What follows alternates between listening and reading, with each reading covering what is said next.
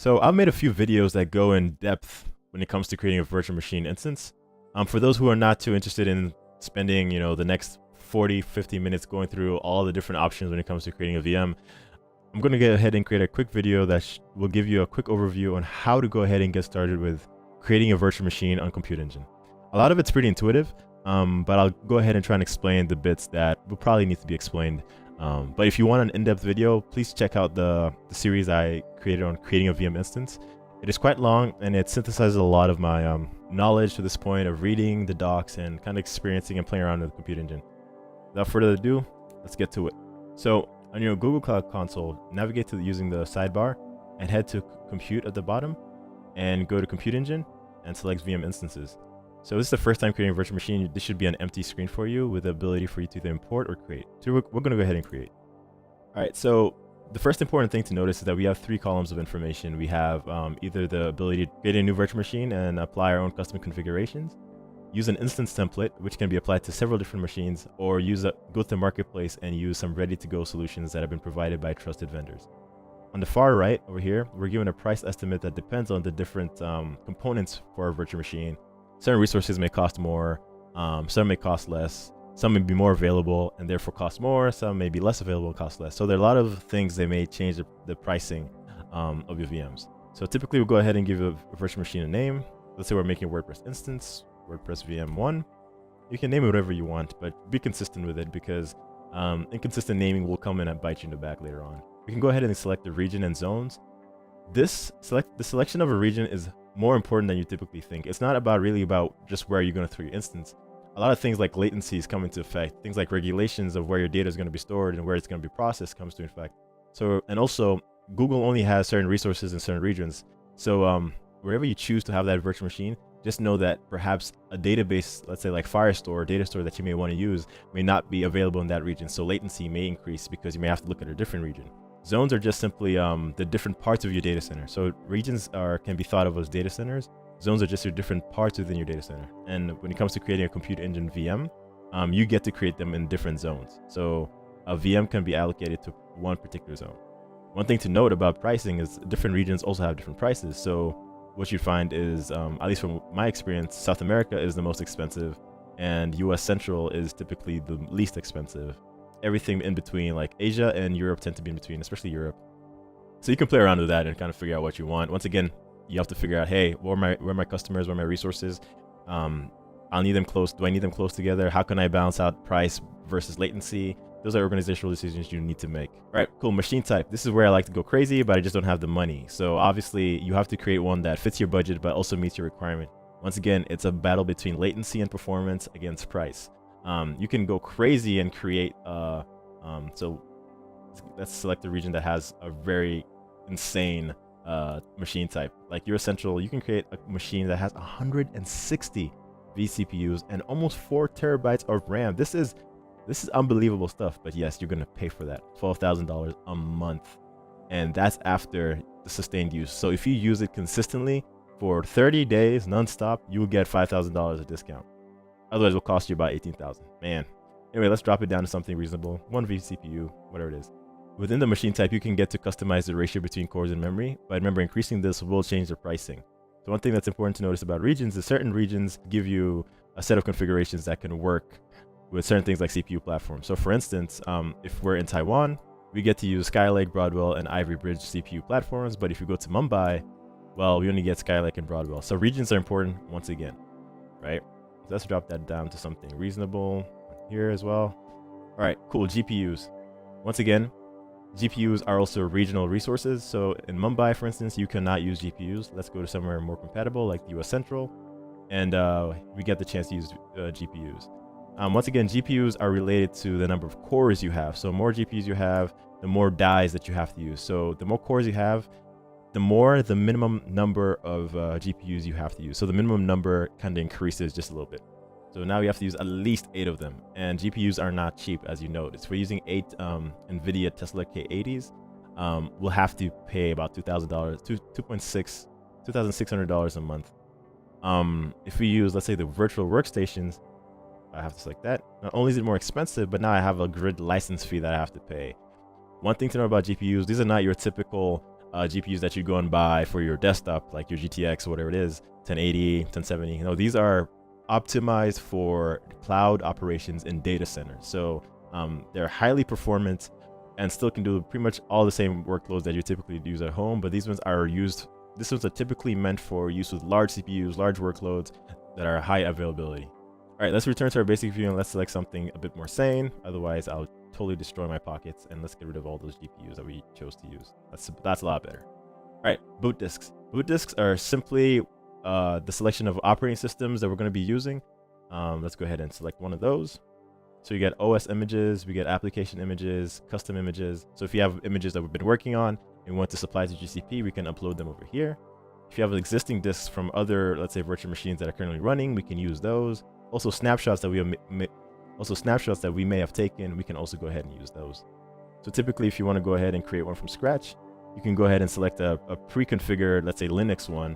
And what's great about Linux, for at least most Linux distributions or distros, that they are free, so you don't get charged for them. However, if you select something like Red Hat or Windows Server, yes, there's a licensing fee that comes with it. And that licensing fee is, once again, proportional to the number of CPUs you have.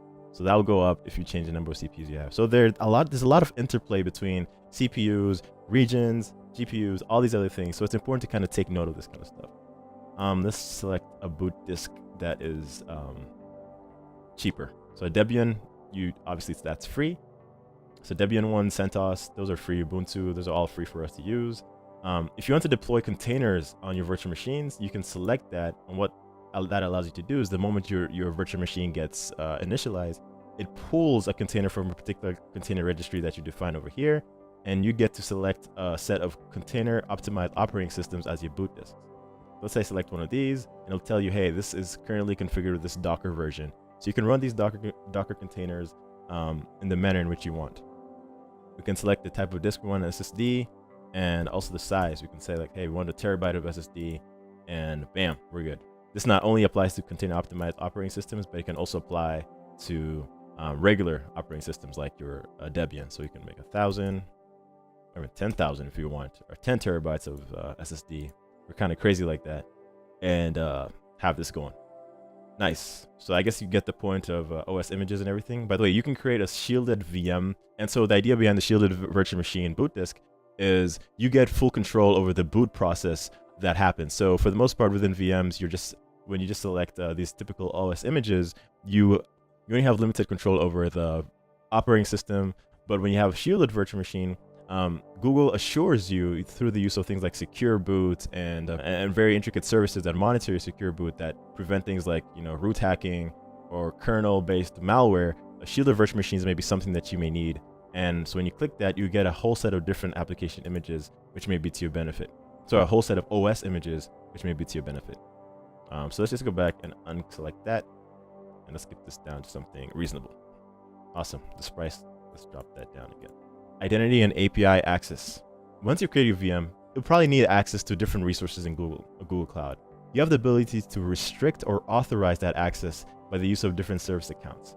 And so right now I have the Compute Engine default service account, but you can go ahead and create different service accounts within your Cloud IAM section. Go here and select service accounts, and you create a different service account. And the whole idea behind a service account is that it's supposed to act as an intermediary on the user's behalf when accessing a different resource. You could also have the ability to create granular scopes. So let's say I want this instance to only be able to access Cloud SQL and have write access to cloud storage. You have the ability to define granular scopes in which your instance can play around with. If you want to create a test instance, well, you have the ability to create full access to all the cloud APIs. On a personal level, I highly do not recommend this, because if your VM gets compromised, then whoever has compromised your virtual machine has full access to every other resource that this VM can communicate with, and they can do serious damage with it. So I highly recommend just use this for testing, but even then, just use this. Just create a service account with limited permissions. The idea of least privilege is extremely important. Awesome. Default, let's leave it as default. Default, I think, just allows you to read from cloud storage and write to and read from stack driver monitoring. Next is the basic firewall rules. Do we want our VM to allow HTTP and HTTPS traffic from the internet? So this would be on port 80 and 443. I'll typically check those because if I want to do some debugging, if I'm having a server that's running on this VM I'll typically want to be able to connect from it from, let's say, a remote location and see if that works. And that's a good way to debug. You can remove these later on, or you can define custom firewall rules somewhere over here. So go to VPC network. You might have to scroll down to VPC network and go to firewall rules. And you can create custom firewall rules for your virtual machine. And yeah, that's pretty much it. There is a subsection over here which gives you finer control over things like management. So you can add labels that, so let's say you have a lot of virtual machines, having labels gives you a better way of organizing your VMs, and also allows things that can target your VMs, let's say load balancers or forwarding rules. They can target a set of virtual machines based on their labels. So if you add a label over here, let's say this is a staging virtual machine, and we have like 10 virtual machines that have this key label, we can forward traffic to all of the virtual machines that have the staging value on them, label on them. All the virtual machines that have this staging label on them. We can prevent our instance from being deleted, and typically by accident, if you delete an instance, instead of stopping it or whatever, this can prevent you from trying to accidentally deleting it, or for any other thing. Startup scripts are a way in which you can write a Bash or Python script that runs the moment your virtual machine starts up. The moment your virtual machine starts up, and it can do pretty cool things like pre-configure your environment, download dependencies, install updates, whatever you want. And this works really well, especially if you have a ton of them. And the moment they start up, they can go and start collecting information and doing whatever you want on startup. You can also add other metadata that can be accessed from your code. So think of these as more so as environment variables. And one of my favorite features on GCP, especially on Compute Engine, is the idea of preemptability.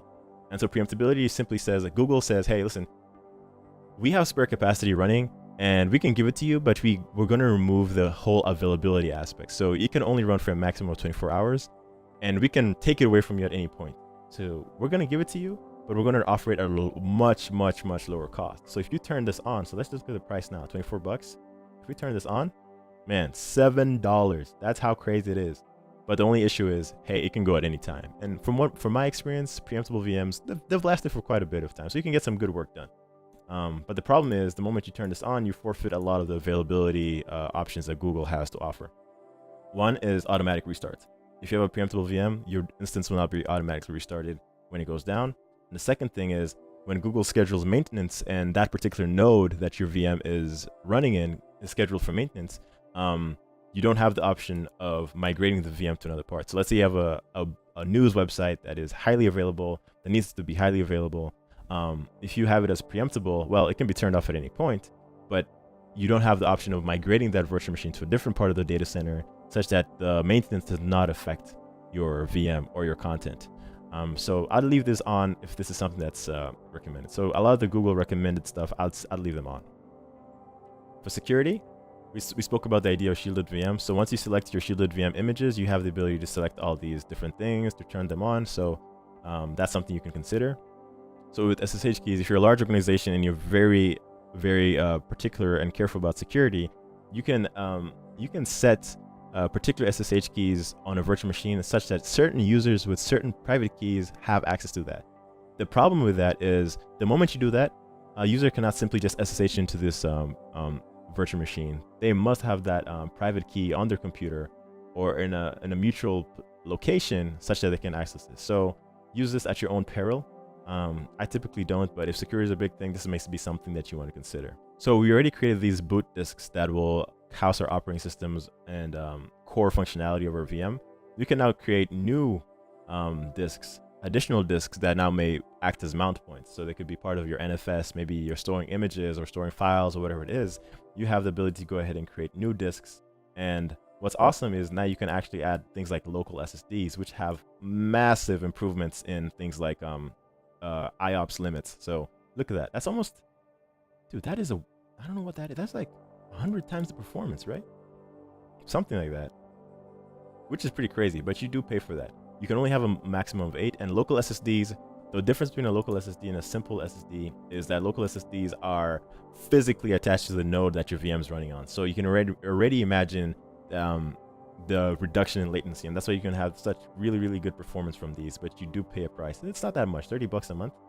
And if your application is very sensitive to IO, I'll definitely do this. You have to select select the interface that you want to be using. NVMe is typically the best one, but you need to select the right boot disk in order to maximize the added benefits of NVMe. And you can increase this as much as you want. One thing about Google is the size of your persistent disk that you end up selecting, SSD or HDD. As the size increases, the performance of the read-write operations also increases. That's something for you to note. Awesome. Let's get rid of this because we don't really need one. And by the way, once you create an additional disk, you have to mount it manually. I'll create a video that shows how you can mount these new disks. We don't need a disk, so let's just cancel. One thing that you also need to note is that whenever you do write operations in Google Cloud, everything is encrypted. Every single thing is encrypted. So if you write it to a file, read from file, those are encrypted. And the level encryption is either managed by Google or you can supply your own keys. But once again, there's a peril in you having control over your own keys. Because if you lose your private key, all that information is lost forever. Because guess what? Google doesn't have the private key to restore that. So hey, it's up to you to decide on that. If you're a company that is very, very, very particular about security, you may want to supply your own key, or you can meet Google halfway and create your own key on using Google KMS, or Key Management Service. And I haven't done any, so I don't have any available keys.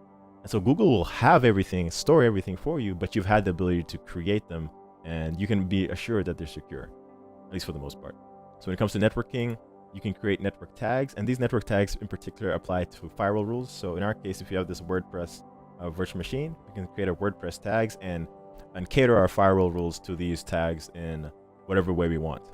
So we can say, hey, WordPress instances or any instance that has this WordPress tag should have port 8080 available. We can create a custom host name. This is really just a name for the host. And by the way, this helps quite a bit with internal DNS. If that's something that you're interested in, and internal network resolution. A virtual machine can be a part of multiple networks. So you can have a VM that's part of several different networks. The only thing is we only have one network that's been created by default. So when you create a project, Google will create a default network, but you can create multiple custom networks and attach this virtual machine to a set of networks. I think there's a limit. I think it's about 8. I'm not too sure, but that's just how it is. You can set up you can reserve internal IPs like I've done before over there. And you can also go ahead and reserve external IPs like so. The only difference is with internal IPs, you actually get the opportunity to choose the IP that you want. The external ones, you can reserve it, but Google will choose it for you. You also have the ability to set whether you want that virtual machine to have the ability to forward packets. So if you want that VM to act as some form of proxy or a load balancer, this should typically be on. And so you can install HA proxy or Nginx or Apache, and it can act as a load balancer or a proxy that can now shuffle IP packets to wherever other place you want. Yeah, and if you want a DNS pointer record for some form of reverse name lookup, typically used on mail servers, you can insert the pointer domain name here. And so if you're running a mail server, for instance, having a pointer record is of importance, because typically what happens is your mail servers will mark any email that comes from a source that does not have a valid reverse lookup as spam. So this is something you may want to consider if you want to create a mail server or something. Last but not least, sole tenancy. And so sole tenancy is a pretty cool idea, but this is, I think, taking security to the next level. So in Google Cloud, what happens is when you create a virtual machine, Google has to schedule that VM in a given set of resources. So Google has a data center. Google has to find an appropriate place to schedule that virtual machine. You have your own virtual machine, let's say VM1, but it's running right next to another customer, so another client's virtual machine that's of a different size. Maybe they opted for a smaller size that's running next to another client. So Google kind of fits everything. It's kind of like the knapsack problem in computer science. And so what you end up happening is this is one entire hardware machine that has its own host hardware and a hypervisor. Your projects, your virtual machines are being mixed in different configurations depending on the zone you chose. With sole tenancy, you have a single tenant. So one machine is dedicated to host only your application. And this can be for a variety of reasons. One, security. You have full access to your hypervisor and host hardware. No one else is running within that particular tenant or node. So that's great. That ensures full physical and hardware-based security or isolation. And one reason you may require that is based off regulations. Some regulations may state that, hey, you must have full control over the hardware that you're running, so to ensure that nothing on low level can seep up between projects or whatever it is, to ensure maximal security. And that's pretty much it. So you can go ahead and create your VM. Let's go ahead and do that. Oops, let's go there. Google Managed Key, and we're good to go. Cool. So our virtual machine has been created with the IP address that we stated, as well as the external IP address that we reserved. let's go ahead and SSH into our virtual machine so that we can start doing some cool stuff on it. I'm not really going to do anything. I just wanted to show you guys how to start this thing up. Should be up in a second. If it's the first time, it may take a bit of time, but subsequent SSHing from GCP should be faster. And there we go. Our WordPress virtual machine has been created. We can actually go check do ls CPU to see the CPU count. We have one CPU that we chose. We can do free -m to check the amount of memory that we have. That's about 4 GB of memory. Yeah, so that's pretty much it, guys. You can do whatever you want. You can create your applications here. You can run a server here. Anyway, you guys get the point. Thanks for watching. Appreciate y'all. See you in the next one. Once again, I did a lot slower video highlighting everything else. Feel free to go check it out. All right.